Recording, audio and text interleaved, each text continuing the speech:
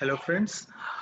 So in our last session, we have learned how to do the forward propagation and the back propagation, and we also understand how to initialize the weight randomly and how to do the back propagation using a gradient descent. But the most important part of what we have studied in the last session is how to initialize the weight. So over there we said that okay, we have initialized the weight randomly. Now in this session we'll go into the deep and see what are the methods to initialize the weights. Okay, let's start it. So what happens if all the weight is initialized to 0 or the same value? So as of now, what we are saying that all the weights of a neural network would be randomly. So in one case it would be 0.1, in another case 0.2.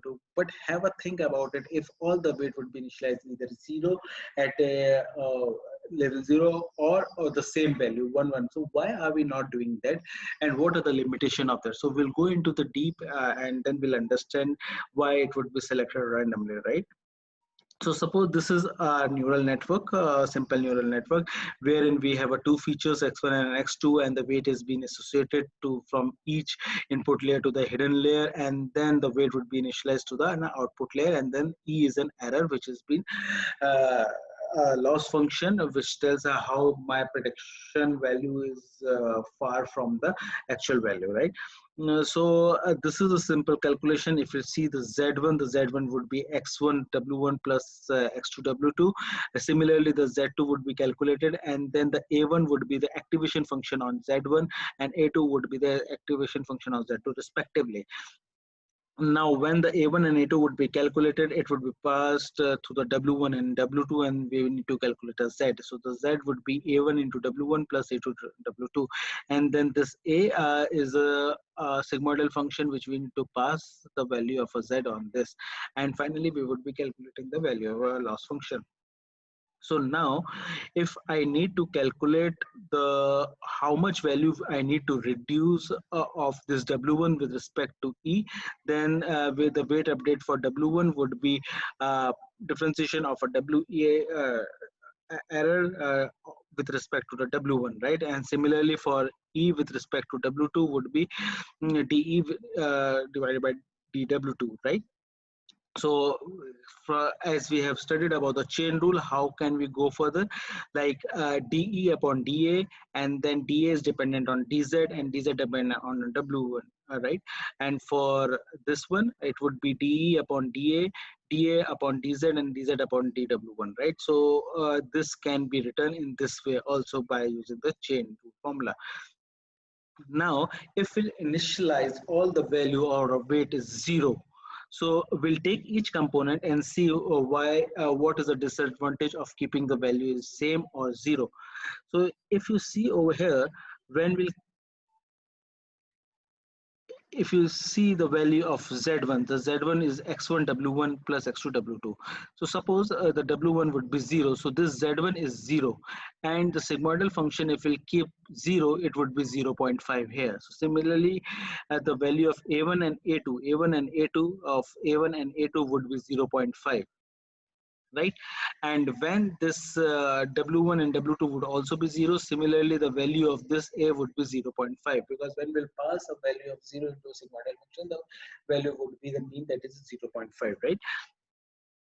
Now if we'll calculate this dE upon dW1, so dE and if we'll go ahead with the dA of dz, dA of dz, right? So if we have seen the dA of a dz would be the predicted value of 1 minus A. So this would be 0.5 multiplied by 0.5, and the value would be 0.25. Similarly, the value of an error with respect to dW2 would also be 0.25. So what we can see over here, that an value of this activation function with respect to the weighted average would always be same. So there is no difference between this neuron and this neuron, right? So this neuron would also produce the same output, and this neuron would also produce the same output. If both the neuron would produce the same output, then we can discard one, but that is not an objective of one neural network. If we go ahead with the second, right, if we need to calculate the dz upon dw1, this last one, this was the value of a1. The value of a1 was 0.5. You remember that the value of dz with respect to dw1 would be the value of that particular neuron. So it is also the same, right? And the last value, when we calculate de upon da, that is minus expected minus output, it would be minus 0.5. So what it predicts is all the values of a neuron of this network and this particular network is same. So why, if the value of both are same, so the my network output network would not learn the different from this hidden neuron and from this hidden neuron, right?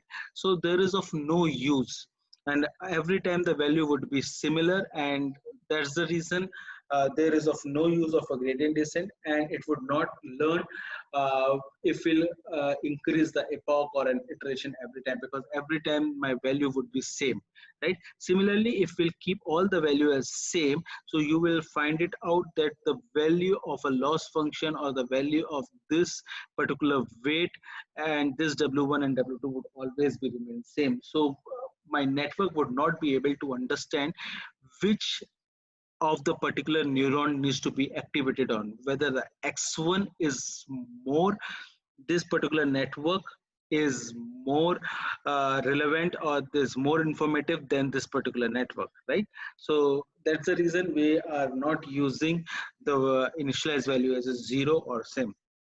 So the way what we have said is a random initialization. So random initialization we can do, but it is also not a good idea. The gradient might vanish and explode with just a random throw number. So if we give any random number, so one of my weight is 1 and another number is 10,000, right? So there's a huge difference between if we give any random number. So it is not a good idea to keep any random number without keeping it range. So the solution for this is to keep the random number with the different ranges, right? So in case of a normal distribution, when we'll select the random weights in a normal distribution area, so what we can do, we can initialize the weight from the specific range, take them from the normal distribution from with a mean 0 and standard deviation 1. So I assume that you are aware of a normal distribution, as you know the machine learning. So my standard the mean of this is 0, right?